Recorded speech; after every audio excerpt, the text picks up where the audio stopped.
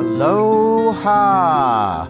You are listening to Inside the Desert Oasis Room, episode number 227. This podcast is brought to you by Don the Beachcomber.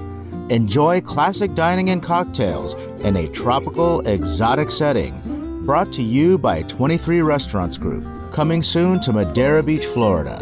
The legend returns. This podcast is sponsored by Frogtown Brewery, an independent craft brewery and tap room located in Northeast Los Angeles along the LA River. Stop in and enjoy one of their excellent beers from their ever-changing, diverse menu. Tell them that Inside the Desert Oasis Room sent you and get your first pint on us. Limitations apply. For more information, go to frogtownbrewery.com and follow them on social media at Frogtown Brewery. Today we chat with artist and carver Vic Hernandez at his art ranch in Pinion Hills, California. Vic is most notably known for his large, detailed tiki carvings, having carved the tikis and moldings in the recently remodeled Royal Hawaiian in Laguna Beach. Learn about his upbringing and background in art, his art inspirations, the future tiki bar projects he's working on, and how you too can get some of his amazing tikis. As always, I hope you enjoyed this episode as much as we did bringing it to you. If you'd like to follow our adventures, check out our YouTube channel at youtube.com/PolynesianPop, where we chronicle events, bars, travel spots, cocktail tutorials, and more. And if you enjoy this podcast, please consider becoming a patron at patreon.com/PolynesianPop, where membership grants you early access to podcasts and videos, front-of-the-line privileges to new merch releases, as well as exclusive content, meetups, and screen credits. Alrighty, here we go. Grab a cocktail and join us from Vic's Art Ranch in Pinion Hills, and give it up for my friend Vic Hernandez.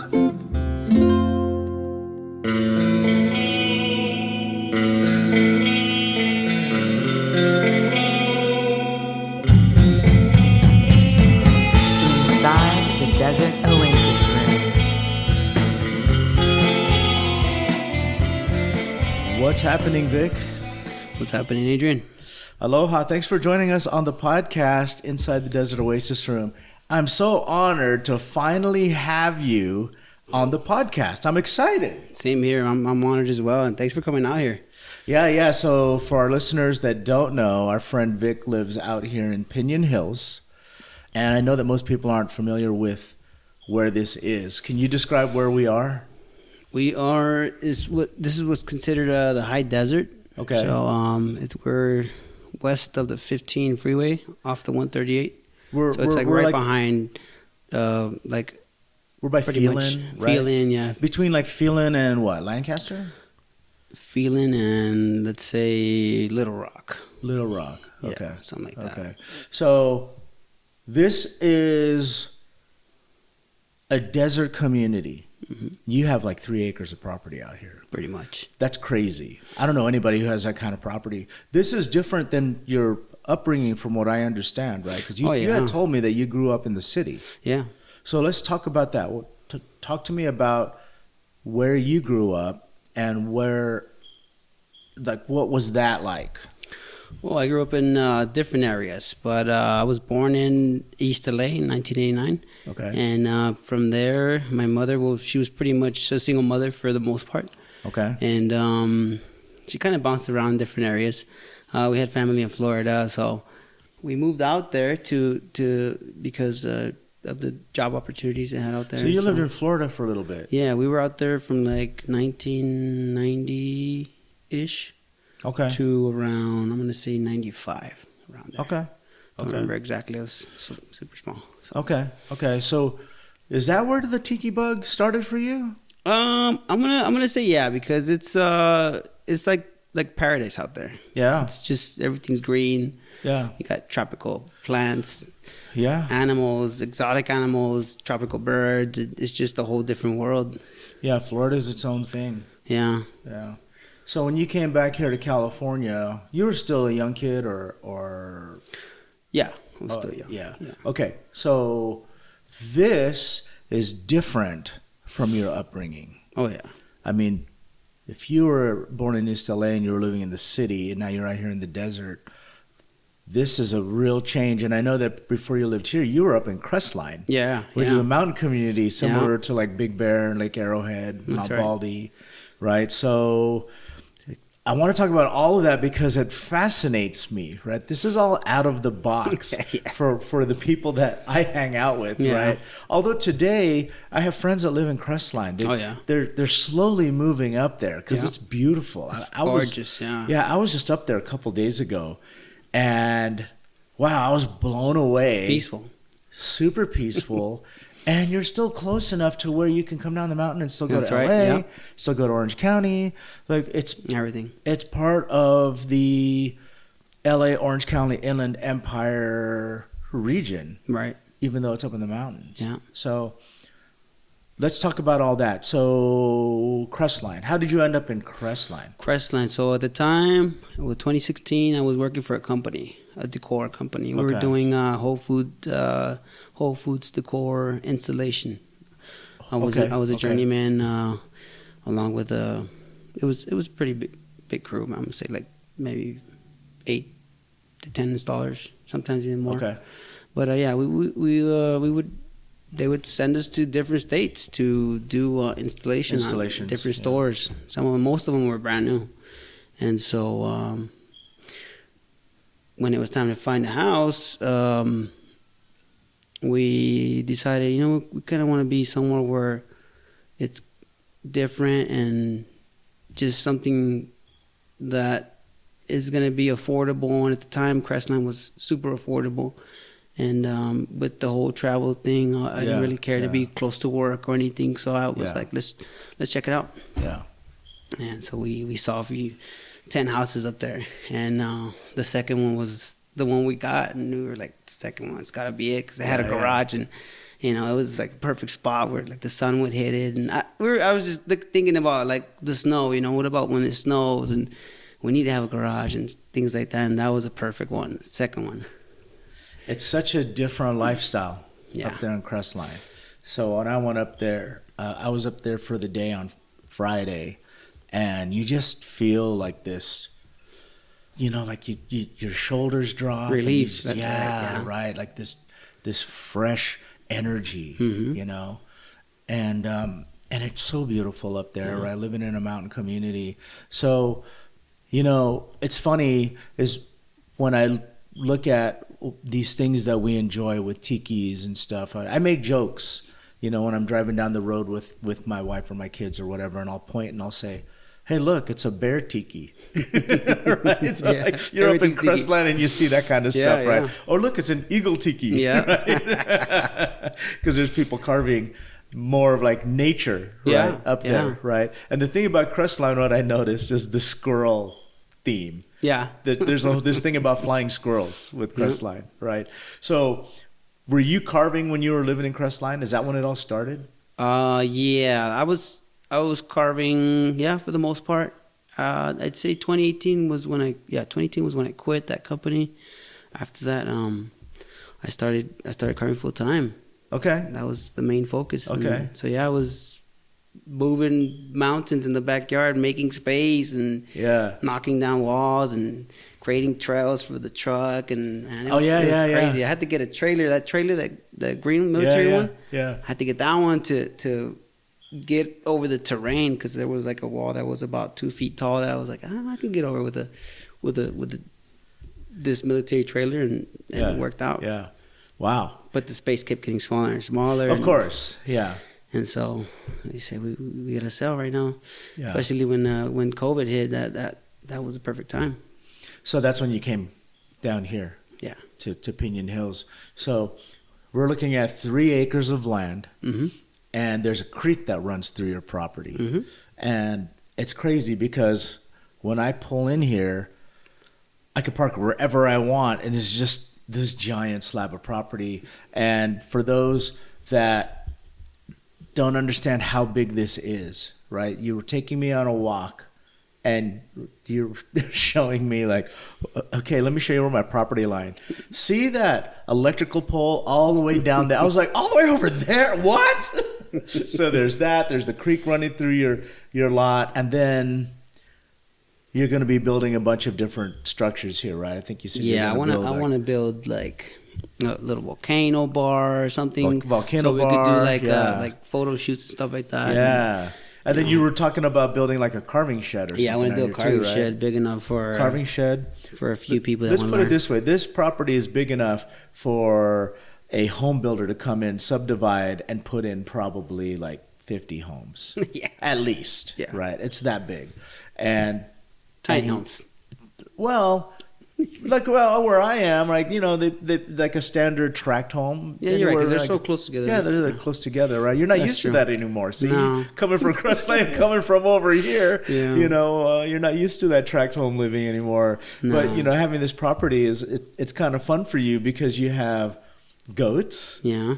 How many goats? We have 5 now. 5 now because we started with 2. You just had babies. And then we had three babies. So congratulations, Grandpa. Thank you. And you've got a couple pigs. Yeah, giant pigs. And you've got roosters. Yeah, roosters, chickens. Yeah, dogs. How many dogs you got? 3 dogs. 3 dogs. But that changes sometimes. Sometimes it's 4. Yeah, right. Whenever we get rescues here, we'll take them in. Yeah, so it's awesome. Great way to raise the kids with all these animals, and your kids are always so happy. So I love it. They're such a bright light, man. Your kids are. Thank you. Yes. Yeah, they're always smiling and cheerful. That's what I want to see. I love it. So let's talk about the tikis, because I told you, and I mean this, you're probably the best right now. Like, you know, if not the best, so I'm not going to say the best so that my other carver friends don't get their, don't get their feelings hurt. But, you know, you are doing stuff that no one is doing. I mean, the work is really, really, really good. Right? Appreciate it, yeah. One of the best modern tiki carvers at the moment. And you're doing stuff right now. You just showed me 4 tikis you've completed. And the next log that you're carving, I saw 12.75 on it, which is the height. That's the height. Yeah, almost 13-foot log, right? This last Lono, how tall is that one? 8 foot 2 inches. 8 feet 2 inches. And then the coup, how tall is the coup? That one's 8 foot tall. 8 feet tall. So no one's carving like that. No. Right now. No one's carving big like that. It's intimidating. It's intimidating. It was for me, at least. Yeah, it's hard to manage those logs because you got to put them on dollies, and if you're by yourself, I don't know how you're putting them in the truck and taking them off the truck. Oh, the place where I get them from, they have equipment. They have cranes. Yeah, they have these big machines with the claws and everything. So they just pick it up, put it in the pickup or a trailer, and just go. And the last time I've seen tikis that large, they were coming out of Oceanic Arts, and not in recent years because.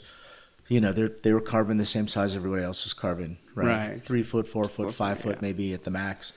And even then, towards the end, and you know, Leroy was old, and he was not the young, strong, virile guy that he was before. So he was having tikis come in from other parts as well.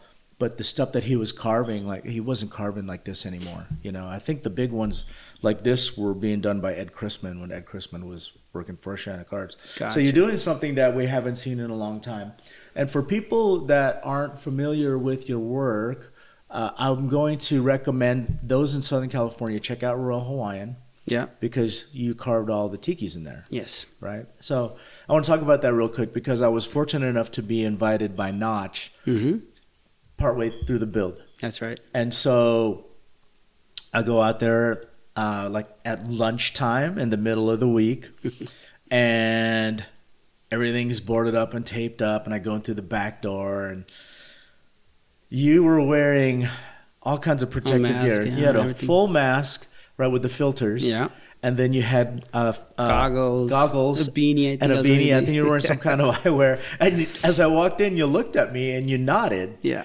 You gave me like the head nod, like "What's up?" And I didn't recognize you, so I just gave you the head nod back, and I just kept on walking. I feel bad about it now, but at the same time, I didn't know if I was really supposed to be there. But I mean, like Notch invited me, so I thought, no, yeah, it's okay, yeah, right. So thank you, Notch, for letting me do that because it was a privilege to get to see that place come together. Right.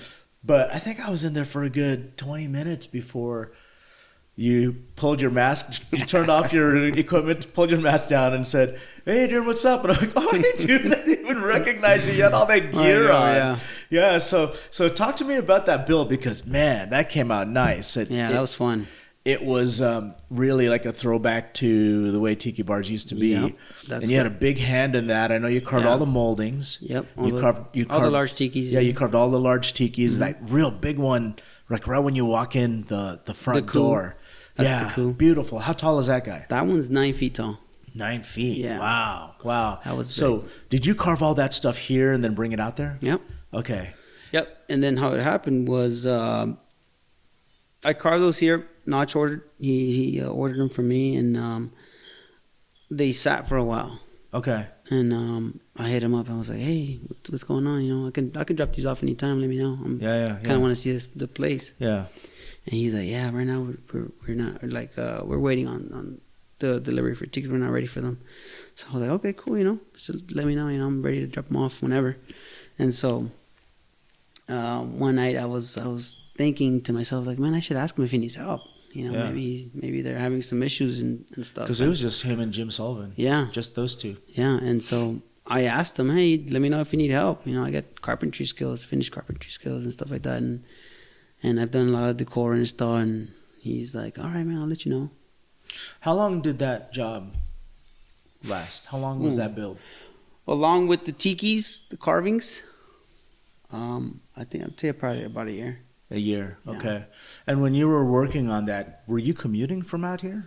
Yeah, I did. You commuted from Pinion Hills to Laguna Beach? Yeah, I did that for a week straight, and then he's like, "Hey, why don't you come stay with us? We have a little casita. They call it la casita, and it's like a small apartment with like 3 different bedrooms. Okay. Two bath, and had a kitchen and everything. It was cool. Yeah. I was like, cool. You know, I'll stay out here. So you stayed out there like during the week and work on it during the week. And did anybody stay at the restaurant? Because there's a bedroom up there. There is a bedroom, but no, I don't think anybody. No. That's an insider fact. That bedroom, right? Most people don't know that. There was a room in there, like bunk beds and everything. Yeah. So I knew that because previous owner was a sponsor. Oh. So I've been back there we did a mug release together. We did a collab with both our logos. Our Diablo did the carving and produced the mug, and both our logos were on the mug, and we did this mug release, and they stored them up in those back rooms, and so I knew about it back then. But before all that, I never knew that was back then. There's like that used to be a house. Oh, it did. Yeah. Okay. There's all these like hidden rooms back there. Yeah, it's a little crazy, but because it's like the way that they're situated. Yeah. It's like you walk halfway down, and there's a room, and then there's little nooks and crannies all over the place. Yeah.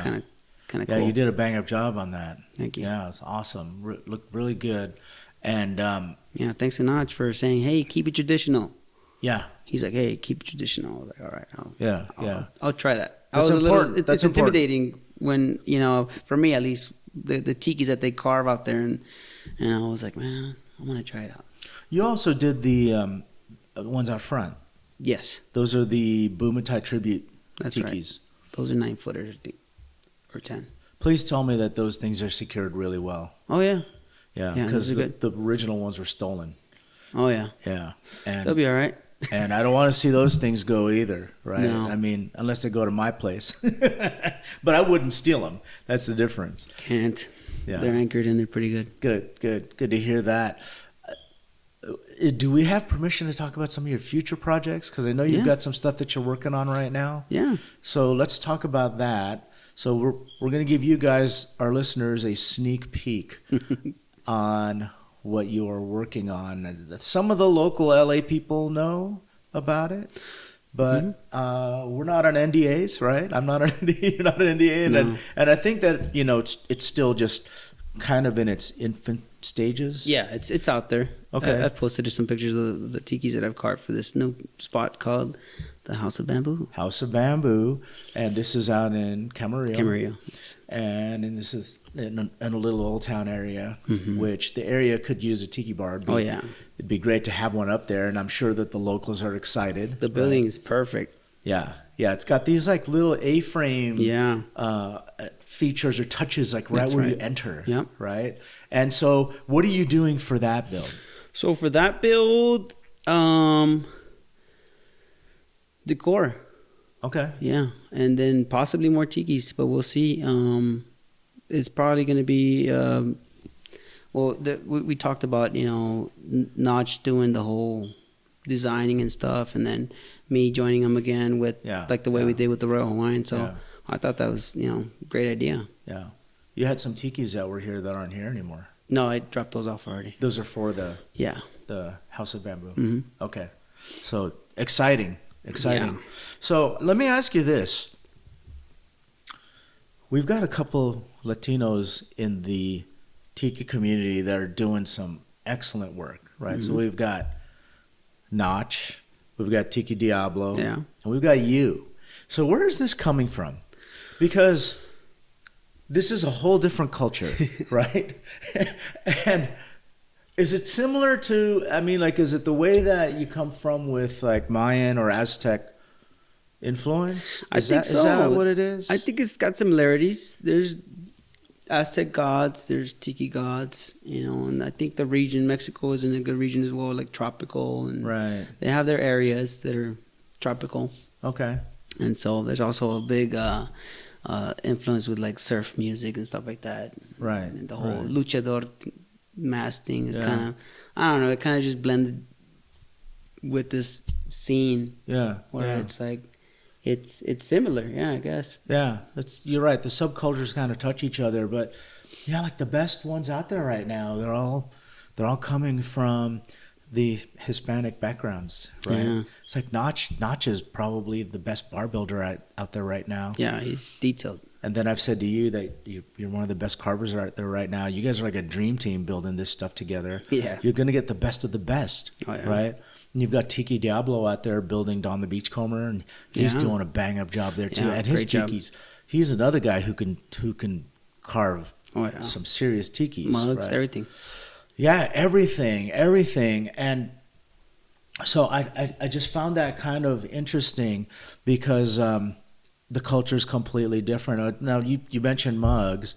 I remember back in the day you started doing some mugs. Are you going to be working on mugs again? I would love to. Yeah, I would love to. Just as far for mugs right now, I think I'd like to be maybe more in the city. Okay. So I can maybe hire talent. Got you. And then that way I'll have to help with team. Production. Yeah. Right. Yeah. Well, here's another secret that I'll share with you guys. I'm going to be probably producing mugs myself soon. Nice. So maybe you and I could do something there together. There you go. Yeah. Right. Because these days it's tough to get mugs.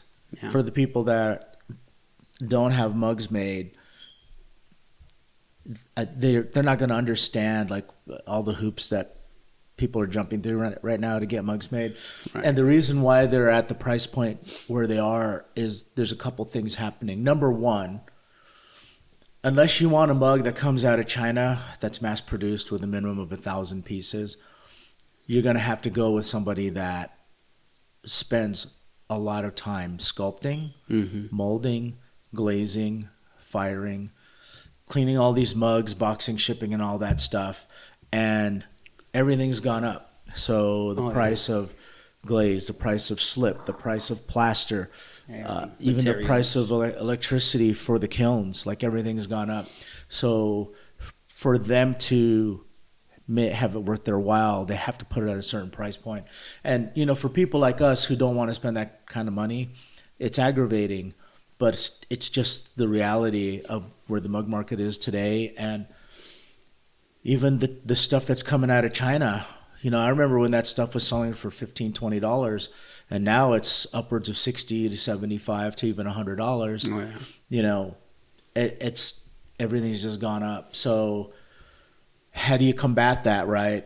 You almost got to kind of do it yourself, because you put in the labor, and you're not spending time. You're just putting in sweat equity. Right. But then the problem with that is you also got to get back what you're putting in, right, as far as effort and time is concerned, right? Like with your tikis, like how long does it take to carve one of yours? It depends. I could do like a small 3-footer. It could take me like 2.5 days. Yeah. That's a 3-footer, right? Yeah, that's a 3-footer. So these big guys, which is kind of what you're making your name on now. Yeah. Right? What, 10 days?